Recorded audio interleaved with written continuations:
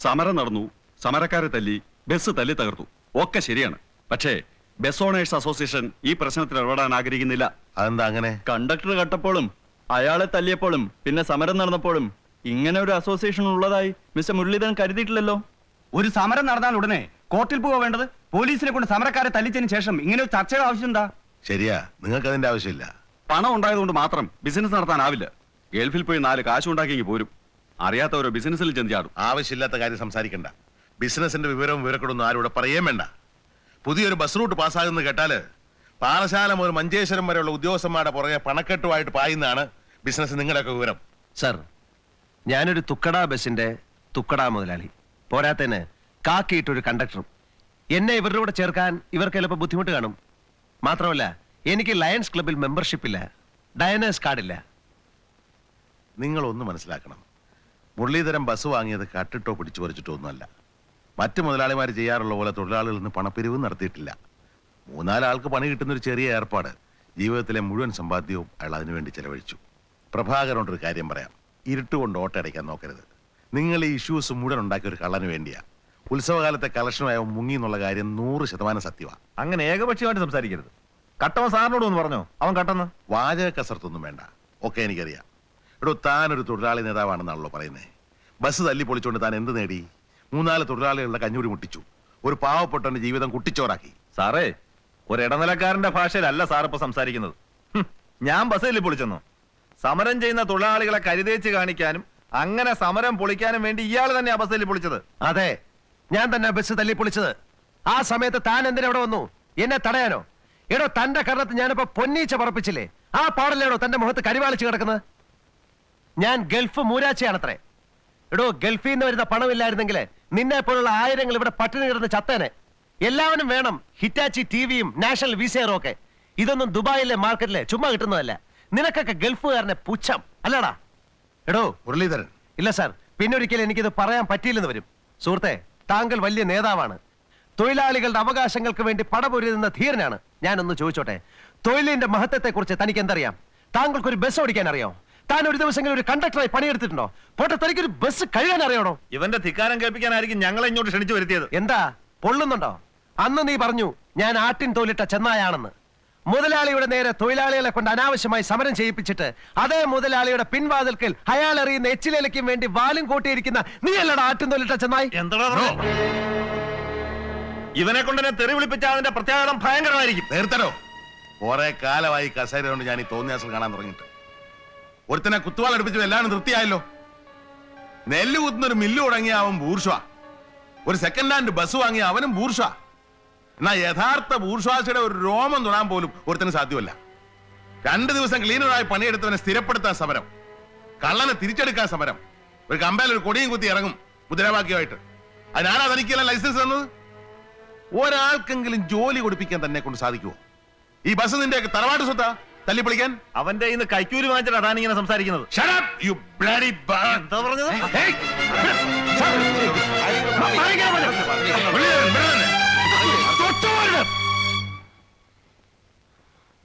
Sir എന്തിനാ sir ഈ കുഴപ്പത്തിനൊക്കെ പോകുന്നത്? ഇവരെ നന്നാക്കാനോ? എന്റെ ജീവിതം വഴിമുട്ടി എന്നല്ലേ ഉള്ളു സാർ. ഇവർ ജയിക്കട്ടെ സാർ, എപ്പോഴും എപ്പോഴും ഇവർ ജയിക്കട്ടെ.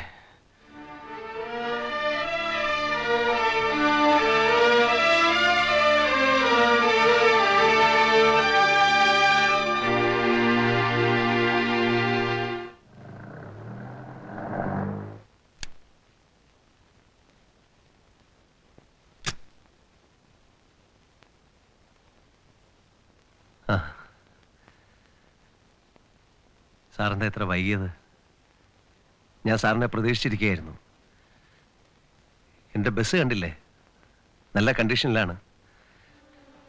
ടയറെല്ലാം നല്ല പെർഫെക്റ്റ് ആണ്, ബോഡിയൊക്കെ ഓക്കെയാണ്, വൈപ്പർ നന്നായിട്ട് വർക്ക് ചെയ്യുന്നുണ്ട്, ഫസ്റ്റ് എയ്ഡ് ബോക്സിൽ മരുന്നുണ്ട്. ഇനി ആ സാറിൻ്റെ ഫിറ്റ്നസ് സർട്ടിഫിക്കറ്റ് ഉണ്ടല്ലോ, അതുകൂടെ കിട്ടിയാൽ എല്ലാമായി.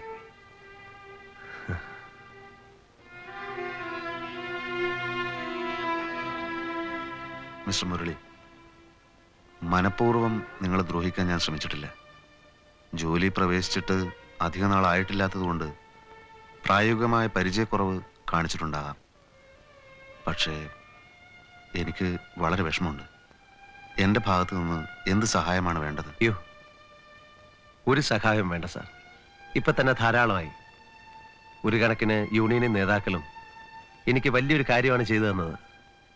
ഇതിങ്ങനെ അവസാനിപ്പിച്ചു തന്നല്ലോ. അങ്ങനെ ഒന്നും പറയരുത്. ഇതൊരു വെല്ലുവിളിയായിട്ട് എടുക്കണം. ചെറിയൊരു കുറ്റബോധം എനിക്കും ഉണ്ട്. ആദ്യം ബസിറക്കാൻ ശ്രമിക്കൂ. ഒരു ഉദ്യോഗസ്ഥനായിട്ടല്ല, ഒരു സുഹൃത്തായിട്ടാണ് ഞാൻ പറയുന്നത്.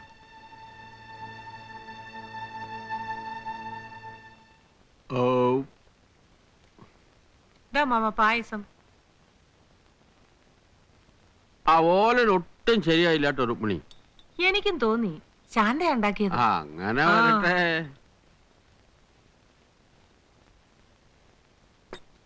ആരായത്? ബസ് മുതലാളിയോ? അമ്മാവനെപ്പോ വന്നു? വരില്ലാന്ന് കരുതിയതാ. അത്രയ്ക്ക് അഹങ്കാരമല്ലേ നീ എന്റെ അടുത്ത് കാണിച്ചത്? എന്തഹങ്കാരം? അറിയാമടാ, അന്ന് ഞാൻ ബസ്സിന് കൈ കാണിച്ചപ്പോ നിർത്തിയില്ല. വണ്ടി വിടാൻ ബിസിലടിച്ചതെന്ന് നീയാണെന്ന് ഞാൻ മനസ്സിലാക്കി. അപ്പൊ എന്റെ മനസ്സൊന്നും നൊന്തു. ഈ കുട്ടിക്ക് ഇത് നല്ലതല്ലല്ലോ എന്ന് ഞാൻ മനസ്സിൽ വിചാരിക്കുകയും ചെയ്തു. കണ്ടെത്തി പണിയും വരമ്പത്ത് കൂലിയും എന്നാ പ്രമാണം. എന്ന് വെച്ചാൽ കൂലി എത്രയും പെട്ടെന്ന് കിട്ടുന്ന അർത്ഥം. അങ്ങനെ ശപിക്കാൻ മാത്രം ഞാൻ എന്താ ചെയ്ത അമ്മാവ? വിശദീകരിക്കാനൊന്നും ഞാനില്ല. നിന്റെ ബസ് തല്ലിപ്പൊളിച്ചെന്നോ സമരം ചെയ്തെന്നോ എന്തൊക്കെയോ കേട്ടല്ലോ. തെങ്ങും പറമ്പായിരുന്നെങ്കിലേ എനിക്കൊരു മെച്ചം ഉണ്ടാവില്ലായിരുന്നു. ഇപ്പൊ ബസ് പൊളിഞ്ഞെങ്കിലും എഞ്ചിനെങ്കിലും ബാക്കിയുണ്ടല്ലോ. എന്ന് വെച്ചാ മുരളിയോ? എനിക്ക് ചില പ്രശ്നങ്ങളൊക്കെ ആളുകൾ പറഞ്ഞറിഞ്ഞു. മനുഷ്യന് നാണക്കേട് കാരണം ഹോട്ടലിൽ ഇരിക്കാൻ വയ്യാന്നായിണ്ട്. എന്താ ഞാൻ വല്ലയിടത്തും പോയി കട്ടോ? എങ്കിൽ വിരോധമില്ലായിരുന്നു. നീ കാണിക്കുന്ന കുഴപ്പങ്ങൾ കാരണം രാഷ്ട്രീയക്കാർ ഞങ്ങളുടെ നേരെ തിരിവുന്ന ഞങ്ങളുടെ പേടി. ഹോട്ടലിൽ അതിന്റെ സൂചന കിട്ടി തുടങ്ങി. അന്യായം കാണിച്ചപ്പോ ഞാൻ എതിർത്തു. അതിനവര് ബസ് തല്ലി പൊളിച്ചു. അതുകൊണ്ടൊന്നും ഞാൻ തോറ്റുപോയിട്ടില്ല. കുറച്ച് രൂപയുണ്ടെങ്കിൽ ബസ് ഞാൻ നാളെ ഇറക്കും. എന്തിനു വീണ്ടും തല്ലിപ്പൊളിക്കാനോ? നേരത്തെ ഇത്തിരി സാമ്പത്തിക പ്രശ്നങ്ങളൊക്കെ ഉണ്ടായിരുന്നു. ഞാൻ ആരെ അറിയിച്ചില്ലെന്നേ ഉള്ളൂ. ഇനി കുഴപ്പമൊന്നും ഉണ്ടാവില്ല. ഒരു 10-30,000 രൂപ ഉണ്ടായിരുന്നെങ്കിൽ. അപ്പൊ നിന്റെ NRI അക്കൗണ്ടില്? അതൊക്കെ എപ്പോഴേ തീർന്നു. വളച്ചു കിട്ടുന്നില്ല. ബസ് ഇറക്കാൻ ചെറിയേട്ടനോ വലിയേട്ടനോ എന്നെ ഒന്ന് സഹായിക്കണം. അപ്പൊ ഞാനൊന്ന് ഇറങ്ങട്ടെ. ഇരിക്കമ്മാവാ. ഇത്തിരി ധൃതിയുണ്ട്. മാവ, ഞാൻ കടം ചോദിക്കുന്ന പേടിച്ചിട്ടാണോ? അതുകൊണ്ടൊന്നും അല്ല. അവിടെ പറമ്പി പണിക്ക് ആള് നിൽപ്പുണ്ട്, അതുകൊണ്ടാ. ബസ് ഓടി തുടങ്ങിയാൽ ഞാൻ അപ്പപ്പ കടം തീർക്കാം. എനിക്ക് പെട്ടെന്ന് എന്തെങ്കിലും ഒരു ഏർപ്പാടാക്കണം. അപ്പൊ കുമാര, നിങ്ങൾ തമ്മിൽ സംസാരിക്കുക. കടയിലാളില്ല. വലിയേട്ടാ, ഞാൻ പറഞ്ഞത്. എന്തിനാ നീ ഈ പുലിവാലിനൊക്കെ പോയത്? ഏതായാലും നീ ഒരു കാര്യം ചെയ്യ്. ഇപ്പൊ എത്രയല്ലേ സംഭവിച്ചുള്ളൂ? കിട്ടിയ കാശിന് അതങ്ങ് വിറ്റുകളാ. അതാ ബെസ്റ്റ് പരിപാടി. ഞാൻ ചോദിച്ചത് കുറച്ച് രൂപ അഡ്ജസ്റ്റ് ചെയ്യാൻ പറ്റുമെന്നാണ്. സത്യം പറയാലോ, നിന്നെ സഹായിക്കണമെന്നുണ്ട്. പക്ഷേ ഇന്നലെയാണ് ഞാൻ പുതിയൊരു സ്ഥലത്തിന് അഡ്വാൻസ് കൊടുത്തത്. മിനിഞ്ഞാന്ന് വന്നിരുന്നെങ്കിൽ. മുരളിക്ക് അറിയാലോ, 2 പെൺകുട്ടികളുടെ അച്ഛനാണ് ഞാൻ. അവരുടെ കാര്യത്തിനായി എന്തെങ്കിലും കരുതി വെക്കണ്ടേ? കടയിൽ ഊണ്ട തിരക്കായിരിക്കും. അപ്പൊ ഞാൻ പോണു കേട്ടോ. നിന്റെ കാര്യത്തിൽ എനിക്ക് സങ്കടമുണ്ട്. പക്ഷെ എന്താ ചെയ്യാ?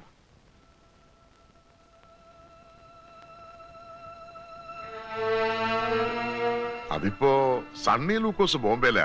അവൻ എപ്പോഴാ വരികയെന്നറിയില്ല. ജോണി പാറക്കാടിന്റെ മദറിന് അസുഖമായിട്ട് മെഡിക്കൽ കോളേജിൽ കിടക്കുക. അങ്ങനെയുള്ളൊരു അവസരത്തില് അവനോട് എങ്ങനെയാ ചോദിക്കുക? മുരളി വിചാരിക്കുന്ന പോലല്ല. അബ്കാരി ബിസിനസ് ഒക്കെ ആകെ തകരാറില്ല. വലിയ ലാഭമുള്ള ബിസിനസ് ആണെന്ന് അന്ന് എന്നോട് പറഞ്ഞിരുന്നല്ലോ. അത് അന്ന് തരക്കേടില്ലായിരുന്നു. എന്താണെന്നറിയില്ല, പെട്ടെന്ന് തകിടം മറിഞ്ഞു. സണ്ണി ബോംബെയിലായതുകൊണ്ട് ഒരുപാട് സ്ഥലത്ത് പോകാനും പിടിക്കാനും ഒക്കെ ഉണ്ട്. ഞാൻ ഒരാളായിട്ട് എവിടെയൊക്കെയാ പോവുക? ഈ ആഫീസർമാർക്കാണെങ്കിൽ ഞാൻ ചെല്ലാതൊരു തൃപ്തി വരണ്ടേ? അതുകൊണ്ടാ. അപ്പൊ ഞാൻ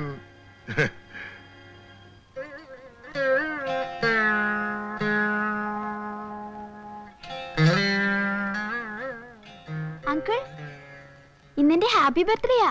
അങ്കിൾ ഓണം കഴിക്കാതെ പോവാ? വേണ്ട മോനെ, വിശപ്പില്ല. Happy birthday to U.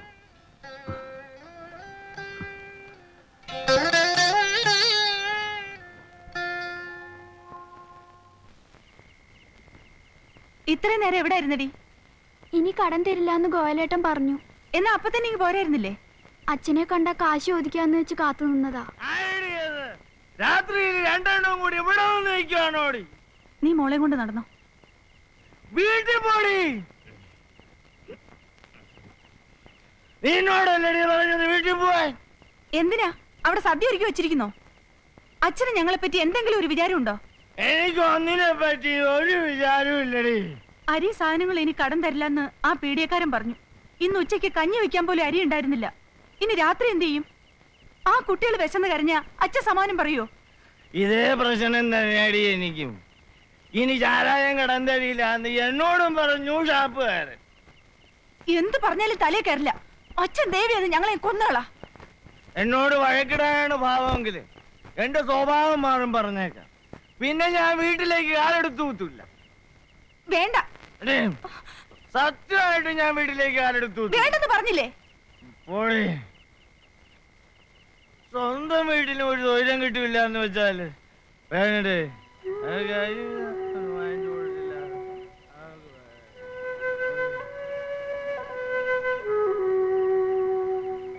ഇവിടെ ആരും ഇല്ലേ? അതെ,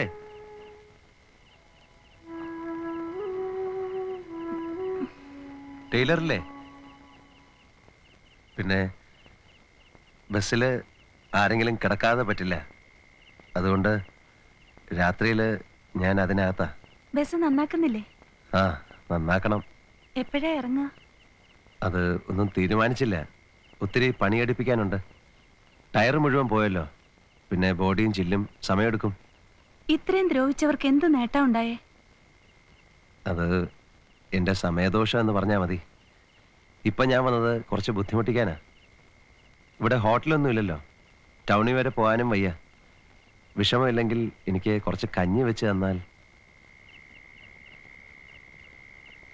ഇവിടെ അരി കഴുകിയിടാൻ തുടങ്ങിയിട്ടില്ലെങ്കിൽ ഒന്നിച്ച് തിളപ്പിച്ചാൽ മതി. അതുകൊണ്ടാണ് വേഗം ഇങ്ങോട്ട് പോകുന്നത്. ദാ അരി സാധനങ്ങളും കുറച്ച് കൂടുതലുണ്ട്.